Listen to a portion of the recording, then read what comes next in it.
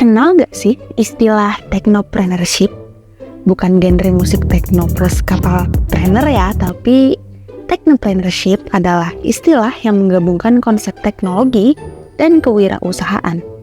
Arti dari technopreneurship adalah praktik atau konsep di mana seseorang atau kelompok individu menggunakan keterampilan dan pengetahuan dalam bidang teknologi untuk menciptakan, mengembangkan, dan mengelola bisnis yang inovatif. Tujuan mempelajari technopreneurship adalah menambah pemahaman tentang perkembangan teknologi, membangun keterampilan kewirausahaan, menciptakan nilai tambah melalui teknologi, mengidentifikasi peluang bisnis yang menjanjikan, dan mempersiapkan untuk tantangan dan risiko. Contoh implementasi technopreneurship dalam konteks sistem informasi adalah pembangunan platform e-learning. Technopreneur dalam sistem informasi dapat menciptakan platform e-learning yang inovatif untuk pendidikan dan pelatihan jarak jauh. Solusi ini dapat mencakup fitur-fitur seperti konten pembelajaran interaktif, evaluasi online, kolaborasi virtual, dan pemantauan kemajuan belajar. Selanjutnya kita bakal bahas tentang yang namanya marketing mix. Marketing mix atau bauran pasaran adalah konsep yang menggambarkan elemen-elemen utama yang digunakan oleh perusahaan dalam merancang strategi pemasaran produk atau layanan mereka. Konsep ini dikembangkan oleh pemasar untuk membantu dalam perencanaan dan pengelolaan aktivitas pemasaran. Marketing mix terdiri dari 4 elemen utama yang dikenal sebagai 4P, yaitu produk, yang merupakan barang atau layanan yang ditawarkan oleh perusahaan kepada konsumen. Ini mencakup karakteristik fisik produk, kualitas, merek, kemasan, variasi produk, dan fitur yang membedakan produk dari pesaing. Yang kedua adalah price, merupakan nilai moneter yang ditetapkan untuk produk atau layanan yang ditawarkan. Faktor-faktor yang dipertimbangkan dalam penetapan harga meliputi biaya produksi, strategi penetapan harga, permintaan pasar, posisi harga relatif terhadap pesaing, dan strategi harga yang ditetapkan perusahaan. Yang ketiga ada place, merupakan saluran distribusi atau cara produk mencapai konsumen. Ini meliputi keputusan tentang distribusi fisik produk, distribusi melalui saluran online atau offline, lokasi toko, metode distribusi, dan ketergantungan produk di pasar. Yang terakhir ada promotion, merupakan aktivitas yang dilakukan untuk memperkenalkan, mempromosikan, dan menjual produk atau layanan kepada konsumen. Promosi mencakup berbagai elemen seperti periklanan, penjualan personal, promosi penjualan, public relation, pemasaran digital, dan strategi komunikasi yang digunakan untuk mencapai target pasar.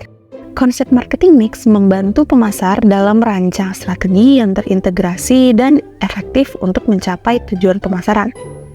Elemen-elemen ini saling terkait dan harus disesuaikan secara tepat agar sesuai dengan sasaran pasar, kebutuhan pelanggan, dan tujuan perusahaan.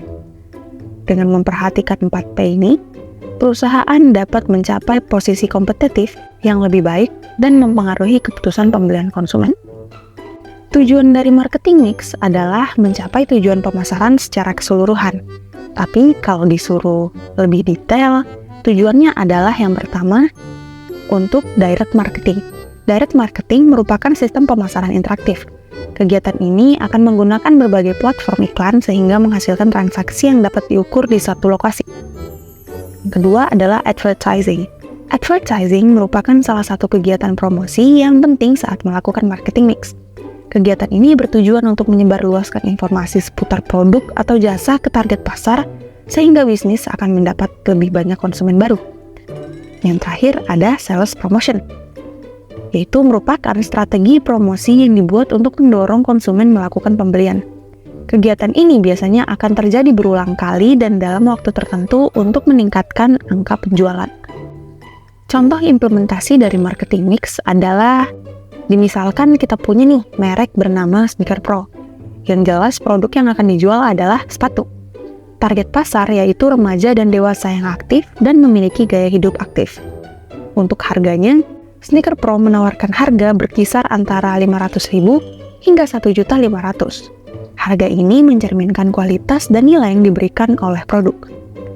Untuk produk, Sneaker Pro menawarkan desain yang trendy, inovatif, dan berkualitas tinggi yang membedakannya dari pesaing. Dalam promosinya, Sneaker Pro menggunakan strategi pemasaran digital dengan memanfaatkan platform media sosial dari influencer untuk mempromosikan produknya. Mereka juga berpartisipasi dalam acara dan pameran sepatu untuk meningkatkan kesadaran merek. Untuk proses, Sneaker Pro memiliki sistem produksi yang efisien dan memperhatikan detail kualitas. Mereka juga memberikan layanan pelanggan yang responsif dan ramah. Dan bukti fisiknya adalah Sneaker Pro menyediakan toko retail yang menarik dan nyaman bagi pelanggan. Mereka juga memiliki situs web yang user-friendly dengan foto-foto produk yang menarik. Business plan adalah sebuah dokumen tertulis yang merinci rencana dan strategi suatu bisnis dalam mencapai tujuan bisnisnya. Business plan digunakan sebagai panduan dan pandangan menyeluruh mengenai visi misi, tujuan, strategi, dan langkah-langkah yang akan diambil untuk mencapai kesuksesan bisnis. Business plan biasanya berisi informasi penting seperti deskripsi bisnis, analisis pasar, analisis pesaing, strategi pemasaran, struktur organisasi, proyeksi keuangan, dan risiko yang mungkin dihadapi oleh bisnis. Tujuan utama dari business plan adalah untuk menggambarkan bagaimana bisnis akan beroperasi, tumbuh, dan mencapai keberhasilan jangka panjang. Nah, terdapat kerangka dari business plan, yaitu yang pertama ada kerangka keuangan. Kerangka keuangan dalam business plan mencakup proyeksi keuangan, analisis biaya dan pendapatan, perencanaan modal, serta strategi keuangan. Kerangka kedua yaitu kerangka konsep bisnis, yang menjelaskan secara rinci tentang bisnis secara keseluruhan. Ini meliputi deskripsi bisnis, visi misi, nilai proposisi unik, atau unique selling proposition, analisis pasar dan pesaing, serta strategi bisnis. Kerangka selanjutnya yaitu kerangka operasional yang berfokus pada rencana operasional bisnis, termasuk struktur organisasi, tugas dan tanggung jawab, rantai pasokan, produksi, dan manajemen operasional. Yang terakhir adalah kerangka pemasaran yang membahas strategi pemasaran, segmentasi pasar, penelitian pasar, promosi, distribusi, dan rencana penjualan. Keempat kerangka tersebut saling terkait dan melengkapi satu sama lain untuk menyusun bisnis plan yang komprehensif. Setiap kerangka memberikan panduan dan strategi dalam aspek bisnis yang berbeda, yang mana membantu pemilik bisnis dan pemangku kepentingan lainnya untuk memahami secara keseluruhan rencana bisnis dan mencapai tujuan yang telah ditetapkan. Manfaat dari bisnis plan adalah membantu dalam merumuskan rencana strategi bisnis secara keseluruhan, menjadi alat yang penting dalam mendapatkan pendanaan dari pihak eksternal seperti investor atau lembaga keuangan. Menjadi alat yang penting dalam mendapatkan pendanaan dari pihak eksternal seperti investor atau lembaga keuangan.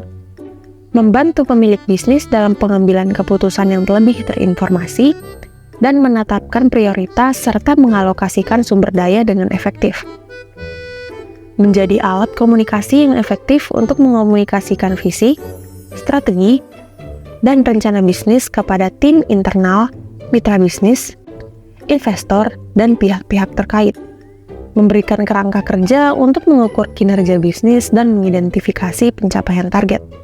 Nah, itu tadi adalah pembahasan dasar tentang mata kuliah Technopreneurship.